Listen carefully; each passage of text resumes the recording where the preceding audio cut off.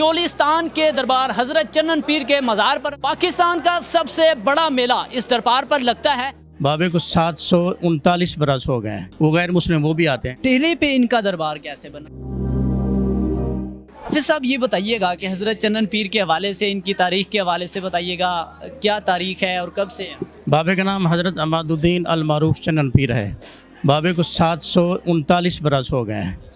بابے کا عرس مبارک جو ہے یہ جنوری فروری کی 10 کو شروع ہوتا ہے، مارچ اپریل کی 10 کو ختم ہوتا ہے، 2 ماہ رہتا ہے، 8 جمعراتیں ہوتے ہیں۔ مختلف علاقوں سے یہاں جو منت منوتی لوگ لے کے آتے ہیں، بکرے لے کے آتے ہیں، منت مانتے ہیں اور منت ادا کرتے ہیں۔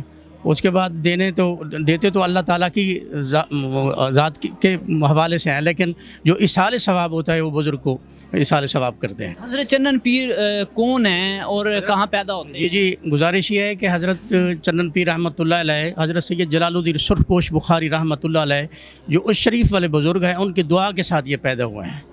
انہوں نے دعا کی تھی، یہ پیدا ہوئی ہے، یہ بادر ذات ولی ہیں۔ حضرت سید جلال الدین سرخ پوش بخاری واضح تبریک کے لیے انڈیا آیا جایا کرتے، ان کی والدہ صاحبہ نے دعا کے لیے اپیل کی، جب انہوں نے دعا مانگی تو حضرت عماد الدین المعروف چنن پیر رحمۃ اللہ علیہ پیدا ہوئے۔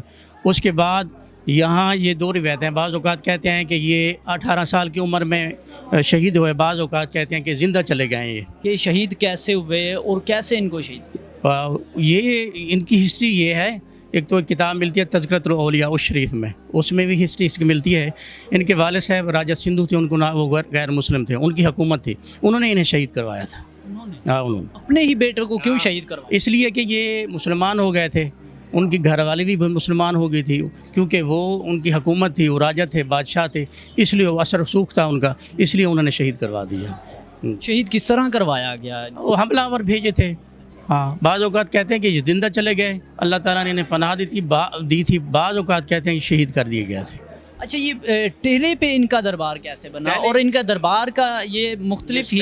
میں بتاتا ہوں آپ کو، اس کا سٹائل اس لیے بنایا گیا ہے مختلف، کیونکہ جب یہ شہید کر دیے گئے تو مختلف یعنی دنوں میں انہوں نے یہاں حملہ کرانے کی کوشش کی، یہ مزار شریف کو بھی مسمار کرانے کی کوشش کی، اس لیے یہ مختلف جب حملہ آور آتے تھے بادشاہ کے، راجہ سندھو کے، تو یہ مختلف ٹیلے بن جاتے، پتہ نہیں چلتا مزار کون سی ہے، اس لیے وہ اسی شکل میں ریت کی ٹیلے کی شکل میں اس کو ریپیئر کر دیا گیا۔ یہ سرانے والا پاسا ہے، وہ پاؤں والا پاسا ہے۔ لوگ کہاں سے یہاں پر منتیں میں ماننے؟ کہتا ہوں کہ آل پاکستان دنیا سے جتنا یعنی پاکستان سے نہیں، باہر ملک سے، انڈیا سے بھی لوگ آتے ہیں، پوری دنیا کے کونے کونے سے، یہاں مختلف علاقوں سے، مختلف شہروں سے اور انڈیا سے بھی لوگ یہاں آتے ہیں۔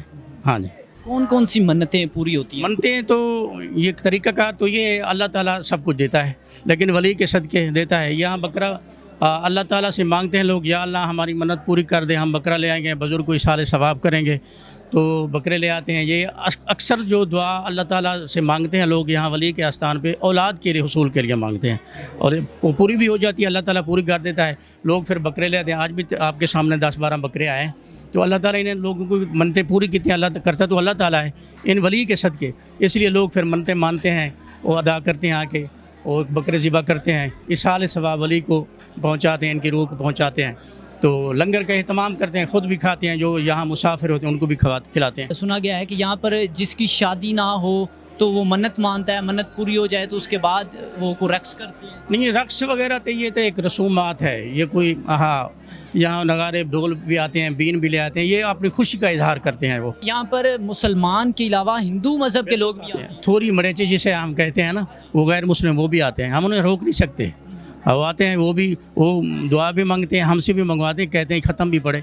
اس دربار پہ ان کا آنے کا کیا مقصد تو یہی ہے، وہ ہمیں دیکھ کے آتے ہیں، جو بھی دعائیں کر رہے ہیں وہ ہمیں دیکھ کے آتے ہیں، وہ بھی بکرے لے آتے ہیں، وہ بھی دعا کراتے ہیں، اللہ سے سب کچھ مانگتے ہیں وہ بھی۔ یہاں کا میلہ جو ہے وہ پاکستان کا سب سے بڑا میلہ جو ہے وہ کنسیڈر کیا جاتا ہے، کیا کیا انتظامات ہوتے ہیں، کون سے کھیل کھیلے جاتے ہیں، کیا چیز؟ انتظامات یہ تو ہوتے ہیں، سیکورٹی کافی ہوتی ہے یہاں، ڈی پی او، آر پی او اور ڈی ایس پی بھی ہوتے ہیں، کافی نفری ہوتی ہے یہاں، تحقد نگاہ جہاں تک نظر جاتی ہے آدمی عادت نظر آتا ہے۔ لوگ جو آتے ہیں مختلف شہروں سے آتے ہیں، مختلف علاقوں سے آتے ہیں، وہ اپنے انتظامات خود کرتے ہیں، وہ ٹینٹ لے آتے ہیں، وہ کناتے لے آتے ہیں، اپنے جہاں بھی انہیں جگہ ملے وہاں وہ انتظام کر کے بیٹھ جاتے ہیں اور لنگر کے اہتمام کرتے ہیں، خود بھی کھلاتے ہیں، مسافروں کو بھی کھلاتے ہیں۔ یہ بتائیے گا گورنمنٹ کی بھی چھٹی ہوتی ہے؟ بالکل، 5ویں میلے پہ گورنمنٹ کی چھٹی ہوتی ہے۔ ہے